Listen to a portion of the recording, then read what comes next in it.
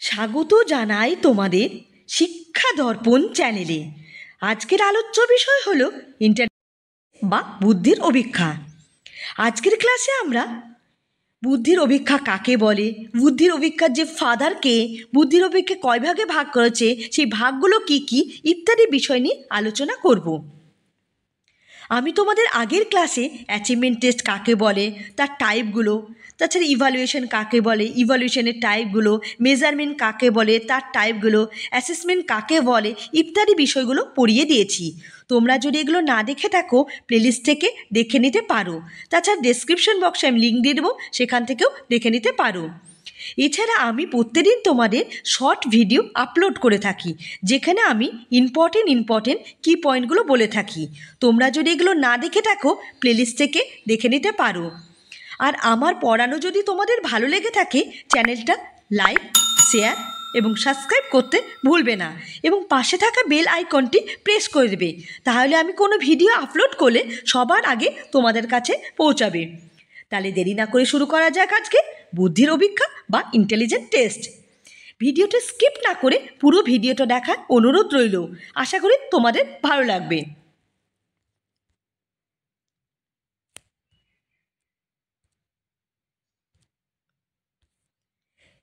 Intelligent test বা বুদ্ধির অভিক্ষা। বুদ্ধি একটি পরিমাণযোগ্য মানসিক প্রক্রিয়া। মনস্তত্ত্ববিদ ও শিক্ষাবিদ বিজ্ঞানসম্মত বুদ্ধি পরিমাপে সচেষ্ট হলেন। একটি অবস্থা, একটি ঘটনাকে কেন্দ্র করে বুদ্ধির অভিক্ষার জন্ম হয়। ফরাসি দেশে বুদ্ধির অভিক্ষার জন্ম হয়। উদ্ভাবক হলেন ফরাসি দেশের মনস্তত্ত্ববিদ স্যার অ্যালফ্রেড বিনে। তাহলে আমরা কি জানতে পারলাম? বুদ্ধির অভিক্ষার জনক কাকে বলা হয় বা বুদ্ধির অভিক্ষা উদ্ভাবক কে করেছিল? বুদ্ধির অভিক্ষা ফরাসি দেশে অ্যালফ্রেড বিনের হাত ধরে বুদ্ধির অভিক্ষা বা ইন্টেলিজেন্ট টেস্টের উদ্ভাবক হয়েছিল। তাহলে আমরা কি জানতে পারলাম? বুদ্ধির অভিক্ষার ফাদার অফ ইন্টেলিজেন্ট টেস্ট কাকে বলা হয়? অ্যালফ্রেড বিনেকে। তোমরা এটা মনে রাখবে। এছাড়া এটা এজ হবে, মেন্টাল এজ দিয়েছেন কে? বিনে। মেন্টাল এজ দিয়েছেন বিনে। আর আইকিউ দিয়েছেন কে? William Stern. আর আইকিউর ফর্মুলা কে দিয়েছেন? আইকিউর ফর্মুলা দিয়েছেন টরম্যান। এগুলো খুব ভালো করে মনে রাখবে। মেন্টাল এজ কে দিয়েছেন বা আইকিউ কে দিয়েছে বা আইকিউর ফর্মুলাটা কে দিয়েছে, এগুলো পরীক্ষাতে খুব পড়ে থাকে। বিশেষ করে মেন্টাল এজ দিয়েছে অ্যালফ্রেড বিনে, তারপর আইকিউ দিয়েছেন উইলিয়াম স্টার্ন, আইকিউ ফর্মুলা দিয়েছেন টরম্যান। এই যে নামগুলো, এগুলো পরীক্ষাতে পড়ে থাকবে, কারণ তোমরা এগুলো ভালো করে মনে রাখলে পারবে না। এগুলো ভালো করে মনে রাখবে। আর আইকিউর ফর্মুলাটা কী ছিল? আইকিউর ফর্মুলা হলো mental age upon chronological age into 100। Mental age হলো মানসিক বয়স আর ক্রোনোলজিক্যাল হলো দৈহিক বয়স। আমরা যখন ইন্টেলিজেন্ট থিওরি পড়িয়েছিলাম তখন এই যে আইকিউ যে ফর্মুলাটা mental age upon chronological age into 100 কী করে বের করতে হয় আমি তোমাদেরকে করিয়েছিলাম। তোমরা যদি ওই ভিডিওটা না দেখে থাকো দেখে নিতে পারো, তাহলে আরও ভালো করে আইকিউ কী করে বের করতে হয় সেটা আরও ভালো করে জানতে পারবে। এখানে দেখো, এখানে ফর্মুলাটা দেওয়া আছে আর ওখানে আমি করে দেখিয়েছিলাম। সেই ভিডিওটা তোমরা দেখো না, আমি ডেসক্রিপশন বক্সে লিঙ্ক দিয়ে দেবো, সেখান থেকে তোমরা ওই ভিডিওটা দেখে নিতে পারো। তাহলে আমরা কী কী জানতে পারলাম? ইন্টেলিজেন্ট টেস্টের ফাদার হলো স্যার অ্যালফ্রেড বিনেকে। ইন্টেলিজেন্ট টেস্টের ফাদার কাকে বলা হয়? অ্যালফ্রেড বিনেকে। তোমরা ভালো করে এগুলো মনে রাখবে। আইকিউ কে দিয়েছেন? উইলিয়াম স্টার্ন দিয়েছেন। আইকিউ ফর্মুলা দিয়েছেন টরম্যান। আর ফর্মুলাটা কি? Mental age upon chronological age into 100। আশা করি বোঝা গেল। এরপরে দেখে নি কি আছে। এরপর আমরা দেখব এই classification of intelligence, IQ classification, intelligent টেস্টের যে আইকিউর যে ক্লাসিফিকেশন, বুদ্ধির যে ক্লাসিফিকেশন আছে, সেই ক্লাসিফিকেশনটা দেখো এখানে দেওয়া আছে। এটা খুব ভালো করে মনে রাখবে, কারণ অনেক সময় পরীক্ষাতে এই ক্লাসিফিকেশন থেকে পরীক্ষায় কোশ্চেন পড়ে। দেখো লেখা আছে অ্যাবাভ 130, যাদের বয়স বুদ্ধি 130-এর উপর তাদেরকে বলা হয় ভেরি সুপেরিয়র ইন্টেলিজেন্ট। আর যাদের বয়স 120 থেকে 129 পর্যন্ত তাকে বলা হয় সুপেরিয়র ইন্টেলিজেন্ট। 110 থেকে 119 হলো হাই অ্যাভারেজ ইন্টেলিজেন্ট। 90 থেকে 109 হলো অ্যাভারেজ ইন্টেলিজেন্ট। আর 80 থেকে 89 হলো লো অ্যাভারেজ ইন্টেলিজেন্ট। আর 71 থেকে 79 পর্যন্ত হলো বর্ডার লাইন ইন্টেলিজেন্ট। অনেক সময় পরে বর্ডার লাইন ইন্টেলিজেন্ট কত থেকে কত? 71 থেকে 79 পর্যন্ত।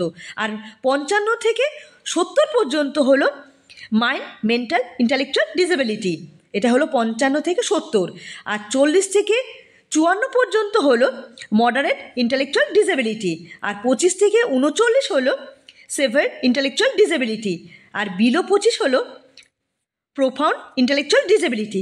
এই যে লাস্টের চারটে আছে অনেক সময় সিকোয়েন্সই পড়ে থাকে, মাইন্ড মেন্টাল ইন্টালেকচুয়াল ডিসেবিলিটি বা মডারেট ইন্টালেকচুয়াল ডিসেবিলিটি বা সেভিয়ার ইন্টালেকচুয়াল ডিসেবিলিটি বা প্রোফাউন্ড ইন্টালেকচুয়াল ডিসেবিলিটি, এই যে পরপর আছে এগুলো অনেক সময় সিকোয়েন্সই দিয়ে থাকে।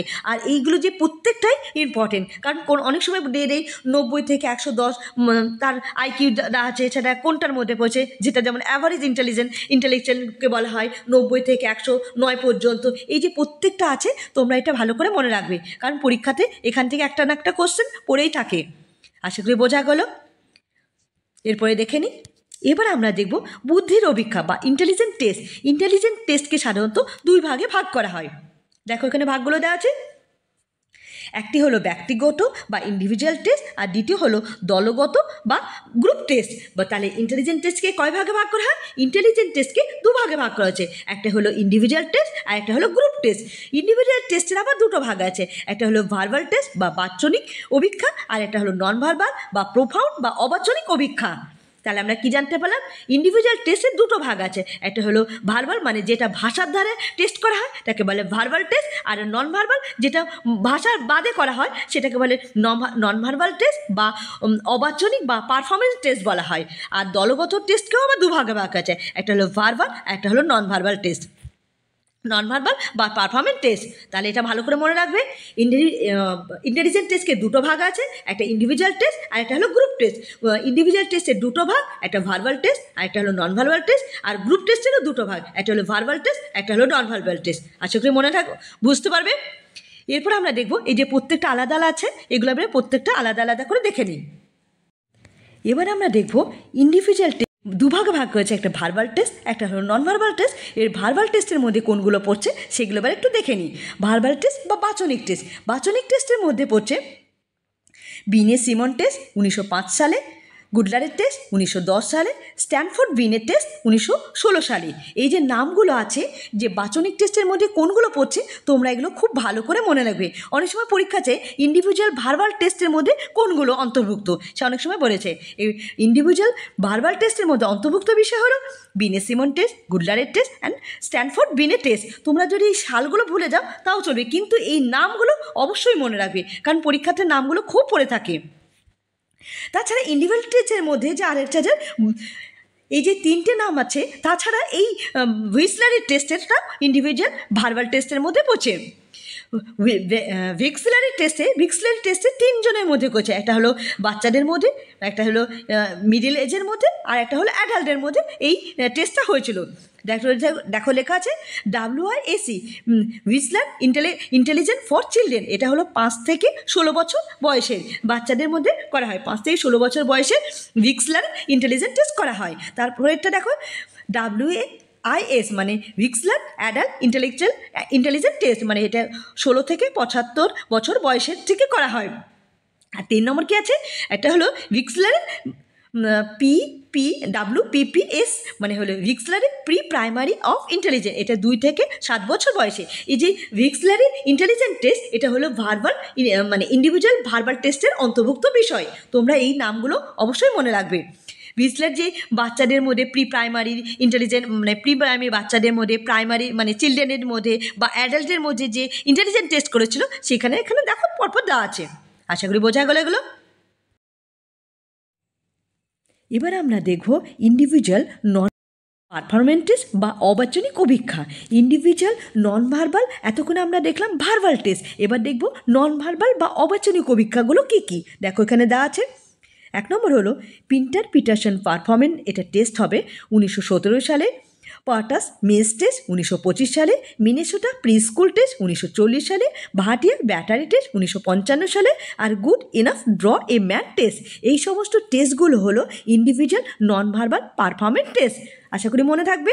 তোমরা এই টেস্টের সাধারণত টেস্টের নামগুলো দেয়, এই ডিটেলস ভিতরের ডিটেলসগুলো অত পড়ে না। পরীক্ষাতে সাধারণত বলে দেয় ইন্ডিভিজুয়াল ভার্বাল টেস্টগুলো কী কী বা ইন্ডিভিজুয়াল নন ভার্বাল টেস্টগুলো কী কী। এই অনেক কটা টেস্ট দিয়েছিল, তার মধ্যে বলে দিতে হবে কোনটায় ইন্ডিভিজুয়াল ভার্বাল টেস্ট বা ইন্ডিভিজুয়াল নন ভার্বাল টেস্ট, সেই নামগুলো বলো। তার জন্য তোমরা এই টেস্টগুলো, যে সমস্ত টেস্ট করা হয় ইন্ডিভিজুয়াল নন ভার্বাল বা পারফরমেন্স টেস্টের অন্তর্ভুক্ত বিষয়গুলো কী কী, সেই টেস্টগুলো মনে রাখবে। এখানে দেখো দেওয়া আছে এখানে দেখো দেওয়া আছে ভাটিয়া ব্যাটারি টেস্ট। এই যে ভাটিয়া ব্যাটারি টেস্ট পরীক্ষাতে অনেক সময় কোশ্চেন পড়ে, অনেক সময় বলে যায় ইন্ডিভিজুয়াল নন ভার্বাল পারফরমেন্স বা ইন্ডিভিজুয়াল নন ভার্বাল টেস্ট বা পারফরমেন্স টেস্টের মধ্যে কোনটা। এর মধ্যে ভাটিয়া ব্যাটারি টেস্ট অনেক সময় পড়ে। তো ভাটিয়া ব্যাটারি টেস্টের মধ্যে অন্তর্ভুক্ত কয়েকটা টেস্ট আছে, সেই টেস্টগুলো এবার একটু দেখে নিই।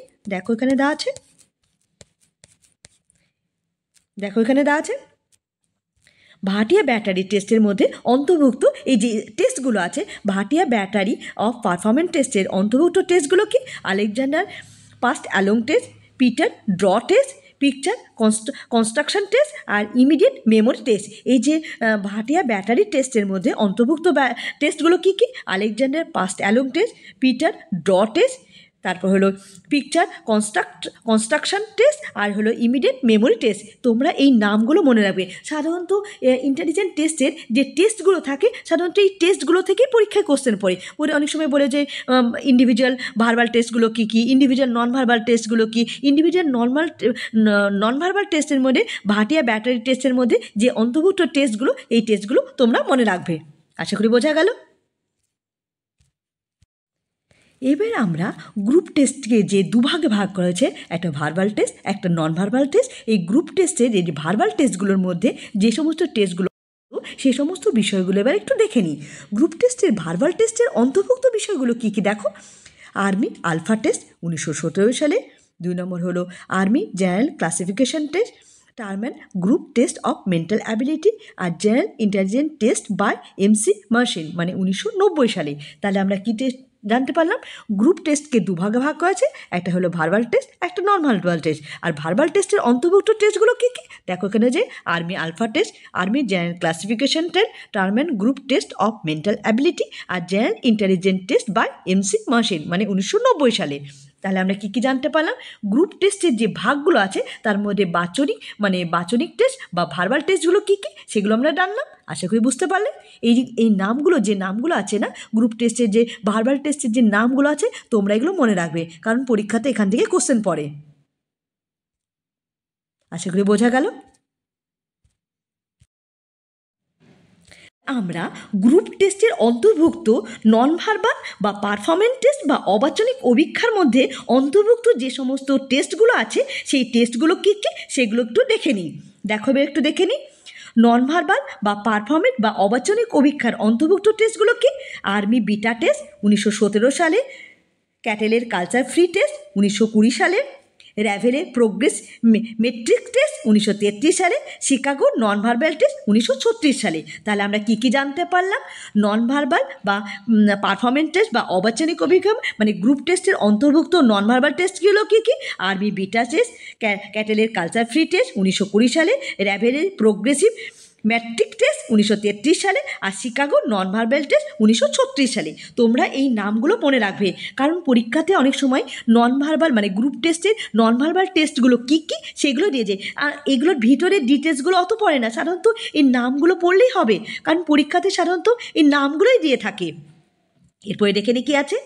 এরপর আমরা দেখব একটা ভালো টেস্ট তৈরি করতে যে সমস্ত ক্রাইটেরিয়া থাকতে হয়, মানে যে সমস্ত গুণ থাকা দরকার, সেই সমস্ত গুণগুলো কী কী। এর মধ্যে কী কী থাকতে হবে? একটা ভালো ইন্টেলিজেন্ট টেস্ট তৈরি করার জন্য যে সমস্ত গুণ থাকতে হয় সেগুলির মধ্যে কী আছে?